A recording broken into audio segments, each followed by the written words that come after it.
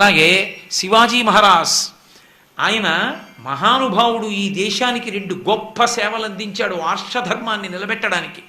ఒకటి, గోవులను రక్షించాడు. గోవధ యథేచ్ఛగా జరిగిపోతున్న రోజుల్లో గోవుని రక్షించడమే జీవన కర్తవ్యంగా పెట్టుకొని గోవుల్ని కాపాడినవాడు శివాజీ.